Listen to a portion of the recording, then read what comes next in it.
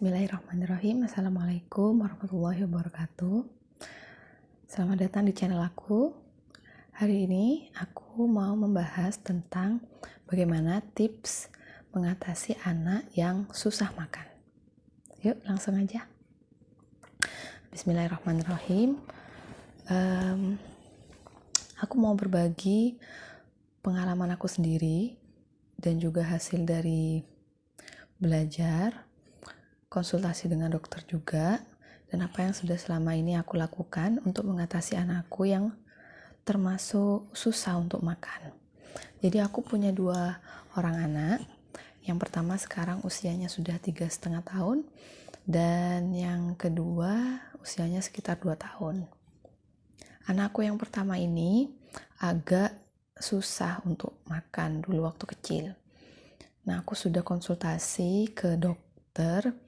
Kata dokternya, aku harus jadi guru untuk anakku, mengajarkan bagaimana caranya untuk makan yang sehat, yang benar seperti apa. Udah gitu aja. Jadi cukup membingungkan. Gak ada clue sama sekali anak pertama. Kalau orang-orang di sekitar aku sih bilangnya, biarin aja, kasih apa aja yang dia mau. Padahal kan anak-anak itu butuh gizi yang bagus. Pertumbuhannya harus didukung dengan gizi yang memadai. Aku takut anak aku itu stunting. Aku takut anak aku itu gagal tumbuh, kurang gizi, dan hal-hal semacam itu. Para ibu pasti merasakannya juga, ya kan? Pasti stres banget kalau anaknya susah makan. Anak aku dulu itu kalau ada makanan yang masuk ke mulutnya, dia otomatis langsung mengeluarkannya lagi, dilepeh langsung kayak gitu.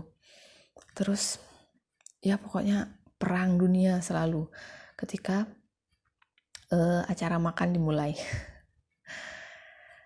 Oke, gimana tips dari aku? Yuk langsung aja. Yang pertama, saran aku, semuanya harus periksa ke dokter terlebih dahulu. Kenapa? Karena kita harus tahu penyebab secara kondisi fisik anak itu seperti apa. Ada anak-anak yang susah untuk makan karena misalnya sedang sariawan, gigi tumbuh, atau ada kelainan dalam menelan makanan. Ada loh mams. Dan juga ada yang masalah pencernaan dan masalah-masalah yang lain yang sebaiknya dikonsultasikan ke dokter terlebih dahulu. Jadi biar dokter yang menangani jika memang ada kondisi penyakit atau fisiologis anak seperti itu. Baru ketika dia baik-baik aja, berarti kita bisa mulai memodifikasi cara makan anak dan hal-hal yang berkaitan dengan makan.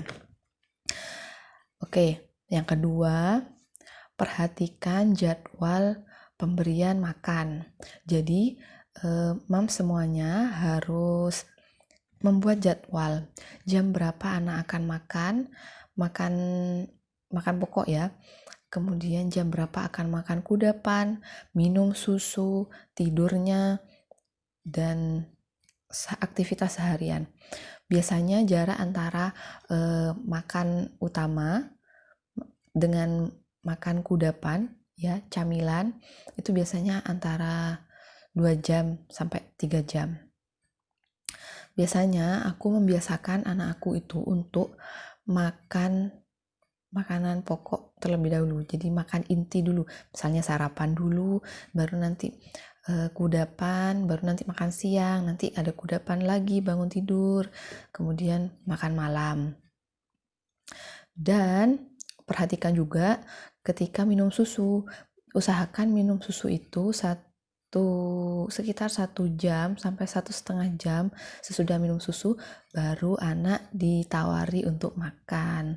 Karena pasti kenyang kan kalau misalnya susunya banyak terus diharapkan untuk makan banyak, kayaknya kasihan juga. Kita harus realistis juga kan untuk menerapkan jadwal dan porsi yang tepat untuk anak. Seperti itu. Yang ketiga, ketika anak memulai MPASI, aku mengusahakan untuk mengenalkan makanan pokok terlebih dahulu kepada anak. Jadi 4 bintang dulu Bunda. Karbohidrat, protein, lemak, serat. Dan buah diperkenalkan setelah itu. Jaraknya ya tidak terlalu lama, cuman mengenalkan makanan beratnya itu di awal-awal gitu. Jadi dia tahu makanan yang istilahnya mungkin kurang enak ya, karena buah itu kan manis. Ketika dikenalkan di awal MPASI, khawatirnya anak akan lebih menyukai buah daripada makanan pokok, seperti itu. Jadi ketika sudah mengenal makanan pokok, baru kita lebih mengenalkan buah-buahan. Kemudian ketika memberikan MPASI, kita wajib mengetes alergi dulu selama 3 hari. Jadi selama 3 hari itu dilihat reaksi makanan yang kita berikan, anak alergi apa enggak. Alergi bisa berupa banyak hal, ada ruam merah di kulit, ada yang mungkin panas badannya atau diare. Bunda harus mengamati itu dan menghentikan ketika memang ada reaksi alergi dari anak. Kebetulan anakku yang pertama itu alerginya kedelai. Jadi pernah dulu itu sampai hampir opname, pokoknya masuk IGD karena dia minum susu kedelai. Jadi setiap 5 menit itu dia muntah. Dan alhamdulillah setelah sekarang usia 3 tahun alerginya sembuh, alhamdulillah. Jadi belum tentu apa yang alergi di awal MPASI terus terbawa selamanya dia alergi, enggak. Kadang seiring berjalannya waktu alergi itu juga akan sembuh gitu. Tapi kita harus mengenali dulu apa yang anak alergi. Jadi dicatat, kemudian ditandai apa yang alergi, dihindari dulu, seperti itu. Bunda juga harus mengenali makanan apa yang anak suka dan anak tidak suka. Teksturnya juga, anak suka yang seperti apa. Jadi kita kenal selera anak. Karena kadang mungkin makanannya cocok, tapi teksturnya dia tidak cocok. Bisa jadi sesuaikan dengan kemampuan makan anak. Awal-awal kan semi cair dulu, dari cair, lembek ya, nggak langsung padat kan ibu-ibu. Jadi tekstur itu juga penting. Anak aku kebetulan nggak suka yang lembek-lembek. Jadi kalau kena yang lembek itu dia langsung nggak nafsu makan. Seperti itu. Dan makan itu sebenarnya tidak harus nasi. Stresnya ibu-ibu, anaknya nggak mau makan nasi, jadi anaknya belum makan. Padahal banyak variasi lain, misalnya roti, pasta, oats, kemudian mie. Meskipun memang makanan pokok kita nasi ya, tapi kalau memang anaknya lebih suka kentang misalnya, enggak apa-apa juga. Dia juga makan, asalkan makan makanan yang bergizi. Kalau aku pribadi kurang mengenalkan makanan instan dulu sama anak aku, jadi anak aku itu memang lebih suka makanan yang alami. Dia itu hobinya makan labu kuning, buah-buahan dia suka pasti, sayur juga dia suka, alhamdulillah. Dan setelah terbiasa dengan makanan yang seperti itu, jadi tidak ada pilihan lain untuk makan makanan yang sehat gitu loh. Ya dia mau snack yang kemasan tuh dia mau, tapi aku tidak terlalu membiasakan itu, karena aku pengennya anak aku itu makanannya alami seperti itu. Itu bekal yang pengen aku kasih ke anak aku. Oke, yang keempat tentang cara pemberian makan. Jadi makannya anak itu sambil dia ngapain? Ada orang tua yang menggendong anak sambil jalan-jalan, sambil disuapin gitu, atau sambil nonton TV, atau sambil main, ya. Dan ya kadang memang mungkin butuh kondisi yang seperti itu. Tapi alangkah baiknya kalau anak itu dibiasakan untuk terlibat dalam makan. Biasakan anak untuk bisa makan sendiri. Dari usia yang dini, dari awal-awal makan.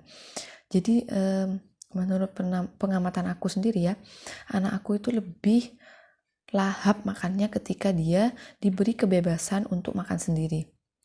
Dan ya masuk akal juga sih, bayangin aja kita makan makanan favorit kita terus harus disuapin, kayaknya kesel banget ya.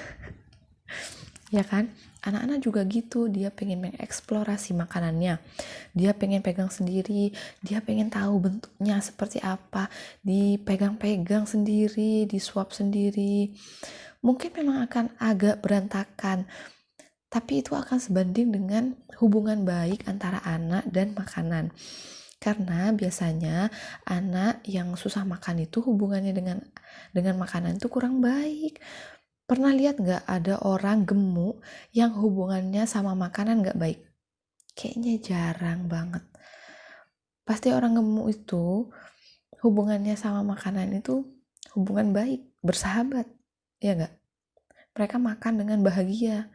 Begitu juga anak, diusahakan mereka makan dengan bahagia, dengan situasi yang menyenangkan, dan jangan sampai dipaksa ya.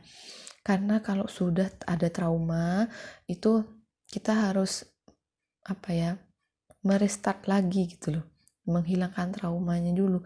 Jadi aku meskipun anak aku lumayan susah makannya, aku memang usahakan dia tetap makan, tapi aku gak maksain dia makan sampai dipaksa disendokin gitu, enggak.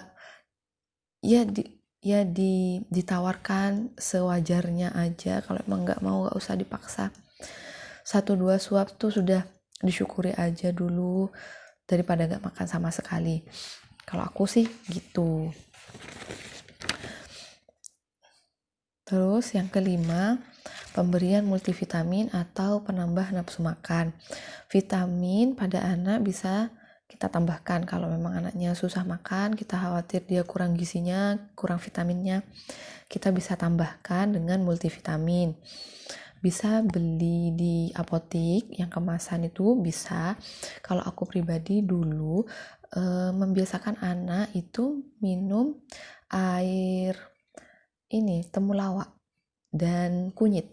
Gak banyak, cuman sedikit aja, satu ruas jari aja, dipotong-potong, dikasih air mendidih, terus dikasih madu, terus ya udah disuruh minum aja, meskipun sedikit, yang penting masuk dan setiap hari.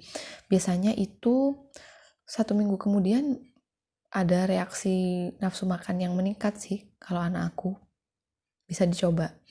Kalau pakai yang kemasan yang sudah jadi juga nggak apa-apa, cuman aku agak kurang sukanya karena ada pewarnanya sih di dalamnya situ, tapi masih dalam batas normal sih, nggak apa-apa. Jangan dijadikan itu pengganti makan, tapi ya tetap makan itu yang utama, seperti itu. Terus ibu-ibu, yang terakhir ini ya, kita nggak perlu terlalu khawatir kalau anak kita masih agak susah makannya, karena dalam 12 jam anak pasti makan, minimal minum susu ya kan. Dan kalau anak tidak makan apa-apa selama 12 jam, ya berarti dia bisa ikut puasa Ramadan. Pasti dia minta makan. Kalau dia lapar, dia pasti minta makan. Optimis aja, tetap dimasakkan makanan yang bergizi, tetap disediakan makanan yang sehat, makanan yang bergizi. Ketika anak lapar, kita tinggal menawarkannya kepada anak. Anak aku alhamdulillah sekarang sudah mau makan, sampai di stop kalau makan sekarang. Karena sudah 3 tahun, sudah besar, alhamdulillah. Anak aku sudah tidak usah dipaksa-paksa gitu, enggak. Dia makan sendiri sekarang, alhamdulillah. Sudah nggak pilih-pilih makanan, juga nggak picky eaters, nggak lepeh-lepeh. Dia kalau sudah kenyang dia bilang dia mau makan sendiri, alhamdulillah. Jadi bisa dicoba ya. Mungkin segitu dulu. Kalau ada yang mau tanyakan silahkan komentar. Sampai jumpa di video selanjutnya. Terima kasih. Assalamualaikum.